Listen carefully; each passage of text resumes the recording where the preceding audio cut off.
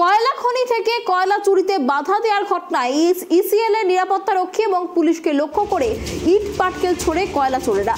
এই ঘটনায় ইসিএল এর নিরাপত্তা রক্ষীর কয়েকজন আহত হয়েছে বলে খবর। এই ঘটনায় উত্তেজনা ছড়িয়েছে এলাকায়। আসানসোলের বারাবণী থানার কপিস্টার বেগুনিয়ায় কয়লা খনির ঘটনা। এই বিষয়ে বিস্তারিত কথা বলবো। আমাদের সঙ্গে রয়েছে আমাদের প্রতিনিধি আকাশ। আকাশ, দেখো, যেমনটা জানা যাচ্ছে যে কয়লা চুরি করতে আসায় বাধা দেওয়া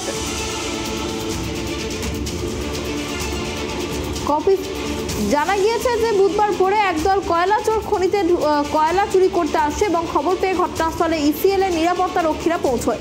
কয়লা চুরিতে বাধা দিতে গেলে প্রথমে নিরাপত্তা রক্ষীদের লক্ষ্য করে চোরেরা ইট পাটকেল ছোড়ে। এরপর খবর পেয়ে ঘটনাস্থলেই বারাবণী থানার পুলিশ এলে পুলিশকে লক্ষ্য করে ইট পাটকেল ছোড়ে কয়লা চোরেরা। এই ঘটনায় পুলিশ ও নিরাপত্তা রক্ষী বেশ কয়েকজন আহত হয়েছে বলে সূত্রের খবর। ইট পাটকেলে পুলিশের একটি গাড়ির কাঁচ ভাঙচুর হয়েছে। এই ঘটনায় এলাকায় উত্তেজনা ছড়িয়ে পড়ে। এ বিষয়ে আরো বিস্তারিত কথা বলবো। আমাদের সঙ্গে রয়েছে আমাদের প্রতিনিধি আকাশ। আকাশ, দেখো, যেমনটা জানা যাচ্ছে কয়লা চোরেদের ধরতে গিয়ে আক্রান্ত পুলিশ, বিস্তারিত কি জানা যাচ্ছে? হ্যাঁ, দেখো অনন্যা, যেটা ঘটনা সেটা হচ্ছে যে আজকে সকালের দিকে একদম সকালের দিকে ইসিএল এর যারা নিরাপত্তা রক্ষী রয়েছে তারা একটি অভিযানে যান এবং সেই সময় তাদের লক্ষ্য করে ইট পাটকেল ছোড়া হয় বলে অভিযোগ কয়লা চোরদের বিরুদ্ধে। ঘটনাটা ঘটেছে বারাবণী থানার অন্তর্গত বেগুনিয়া যে কলিয়ারি রয়েছে, কাপিস্টার বেগুনিয়া কলিয়ারি, সেই এলাকার ঘটনা।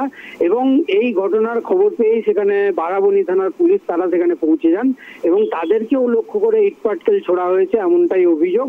ঘটনায় একটি গাড়ির কাঁচ, পুলিশের একটি গাড়ির কাঁচ ভেঙেছে এমনটা কিন্তু স্থানীয় সূত্র থেকে আমরা জানতে পারছি। দেখো, গোটা ঘটনাকে ঘিরে এক ইসিএল এর নিরাপত্তা রক্ষী এবং পুলিশ তাদেরকে লক্ষ্য করে ইট পাটকেল ছোড়া হয়েছে। সিআইএসএফ তারাও এই ঘটনার খবর পেয়ে ঘটনাস্থলে পৌঁছেছে এবং গোটা ঘটনাকে কেন্দ্র করে কিন্তু সকাল থেকেই একটা উত্তেজনাময় পরিস্থিতি তৈরি হয়েছে এই বেগুনিয়া কলিয়ারি এলাকায়। এবং এই মুহূর্তে তোমাকে জানিয়ে রাখতে চাইবো যে পুলিশের পক্ষ থেকে কিন্তু ইতিমধ্যেই যে অভিযান, সেই অভিযান শুরু হয়েছে। কারণ যেটা অভিযোগ যে কয়লা চোরেরা এই ভাঙচুর বা ইট পাটকেল ছোড়ার ঘটনা ঘটিয়েছে।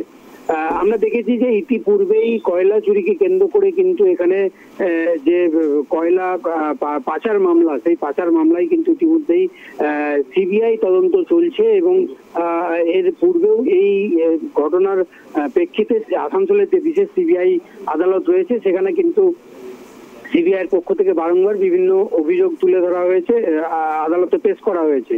এবং আজকে নতুন করে যে ঘটনা, সেই ঘটনাতে কিন্তু পুলিশ প্রশাসনের পক্ষ থেকে ইতিমধ্যেই ধরপাকড় করা শুরু হয়েছে এবং আমরা যেটা পুলিশ সূত্র থেকে জানতে পারছি যে কয়েকজনকে এই ঘটনায় জড়িত থাকার সন্দেহে আটক করা হয়েছে।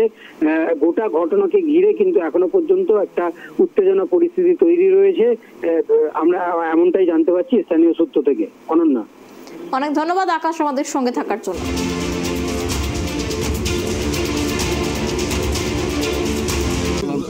सलानपुर से।